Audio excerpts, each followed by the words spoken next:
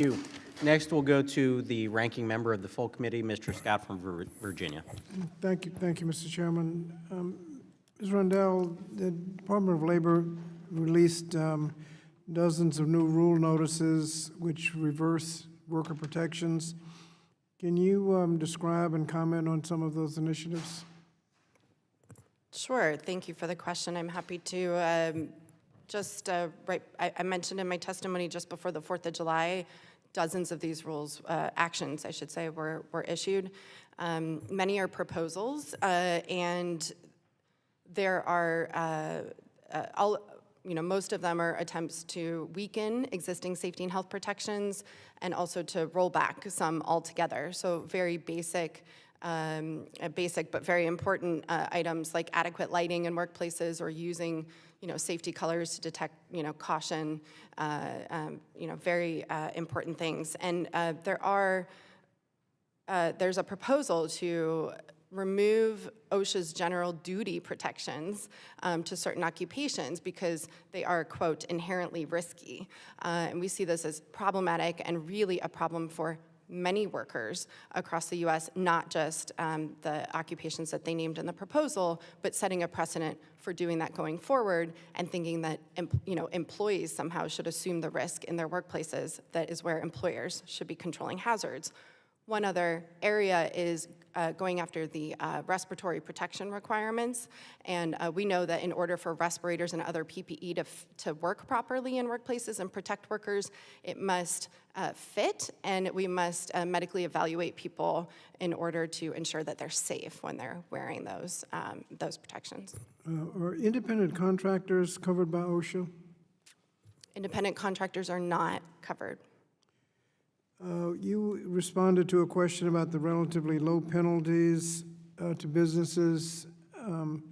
Usually accountability can be achieved by lawsuits, but if employees covered by OSHA are covered by workers' comp, is it true they can't sue for negligence? Yes, under OSHA law, there's no private right of action. Workers do not have other recourse. In the voluntary plans, what should we look for to ensure that the plans are actually working as intended? Right. So these voluntary So I will just say the compliance assistance has many types of programs at OSHA. I know we're talking a lot about VPP today, and that's just one of the programs. On-site consultation is already a program that exists for small businesses, and that's a free and a confidential service that OSHA already offers to small businesses. And VPP tends to benefit large corporations, and those are employers that are already paying attention to safety because they have to do that in order to get into the program. They have to have low injury and illness rates to stay in the program. And where we've seen pressure to maintain low injury and illness rates, we also see policies and pressure for workers to not raise and report injuries and illnesses.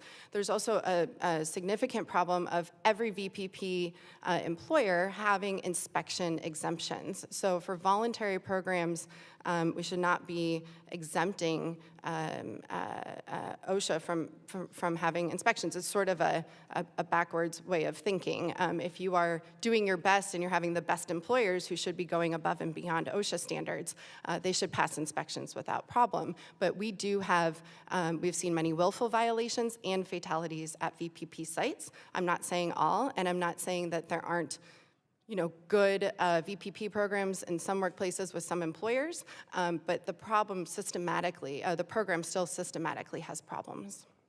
Mr. Williams, how can we be confident that violations are actually reported, and can that be legally enforced? Absolutely, Mr. Scott. I would address the concern about the program inspection exemption with this. VPP does not exempt sites. The program does not exempt sites from inspections for imminent dangers, from whistleblower actions. So VPP sites are still required and are still subject to those inspections.